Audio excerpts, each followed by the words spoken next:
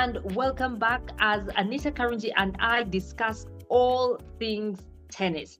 So today we're going to talk about the recently concluded Indian Wells, which is a world-class tournament, sometimes known as the fifth Grand Slam. It always delivers exceptional tennis, and this year was no different. Hello, Anita Karungi. Good to see you after a while. Good to see you too. The Indian Wells has recently ended, and we had winners Sinner and Sabalenka. Any surprises there? I wouldn't say it's a surprise. I think that these two are very strong. I mean, from all the past tournaments that we have been talking about, it's usually the same names that we do talk about. And the Indian Wells is somewhat of a mini redemption tournament for the both of them because they started the year off at the Australian Open as the favorites to win that specific tournament. And Sinner fell in the semifinals to Djokovic, and Sabalenka fell in the finals to Rybakina. So it was a bit of a disappointing start of the year for the both of them, but I think they have recovered pretty well. Sina had a very good match against Daniil Medvedev in the final, who he beat in straight sets. And honestly, Daniil had been playing amazing. Daniil actually knocked out Carlos Alcaraz in the semifinal. He was playing very, very good tennis coming off of a title in Yeah. Dubai.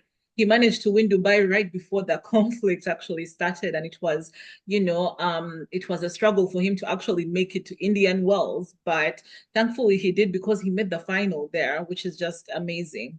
So well done to Sina and well done to Sabalenka, who got her revenge against Rybakina in the final. These two, they keep on meeting in very big Yes. finals. So we have to watch out for them. The men thought they had Sin Caras. We haven't yet had a Sin Caras final this year.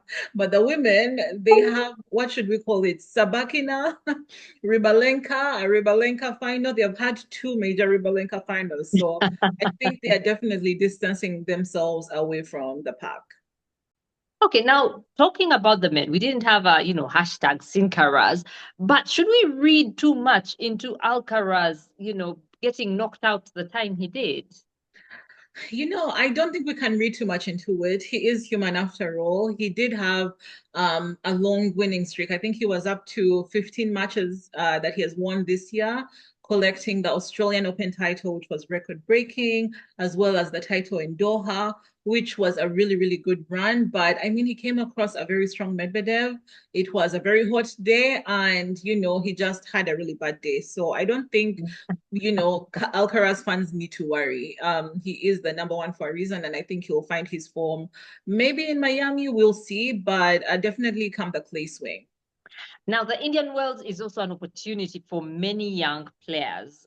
They have used this platform as a breakthrough one. I think one of the players on the men's side who actually had a very good run was Joao Fonseca. The Brazilian hopeful has been the crowd favorite for the last 2 years. Everyone has been having high expectations of what he could do, and he showed what he could do in Indian Wells. He pushed Yannick Sinner to tie-break sets where he had set points. He almost won a set against Yannick Sinner, but I think Sinner's experience was way stronger and gave him the advantage to win it in that situation. But he definitely is going to have very strong results in the future. And on the women's side, Victoria Mboko continues to impress. My goodness, just to think Yeah. she was ranked, I think, outside the top 300, 330, about there. And she only won her first match at WTA level at the Miami Open, which is coming up now.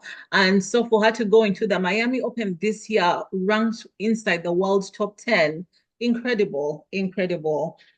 She's someone who is, she shows up in the big moments. She beat Anisimova, on the way to the quarterfinals in Indian Wells. She's really showing that she has earned that ranking and she belongs with the top players. The next step for her is to figure out how to beat the Rybakina and Sabalenkas, the ones who are really at the top of their game with a lot of experience and a lot of firepower. They hit hard, they serve really well. She also needs to erase some of the errors that she makes and clean up her game. And I'm pretty sure we'll also see her winning some more big titles. Maybe not this year, maybe this year. We'll see, but it's very exciting to watch these young players. she's quite young, so she still has a lot of, energy in her, and there's a lot of time. We hope she doesn't get injured. Well, you've talked about the Miami Open a couple of times, and the Miami Open and the Indian Wells are kind of known as the Sunshine Double. So can you give us maybe a mini preview of what we can expect at this year's Miami Open, after seeing, one half of the Sunshine Double being played? Well, we'll see if Sabalenka and Sinner can achieve this sunshine double and actually win both titles that are so coveted.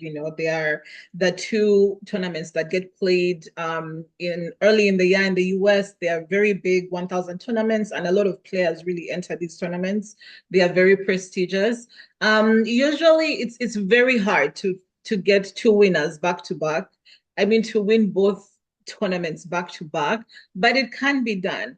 I'm curious to see what Carlos Alcaraz does in these situations. Arina Sabalenka, she's defending her title in Miami. So now she has won Indian Wells. Can she defend in Miami as well? We'll see what the youngsters bring.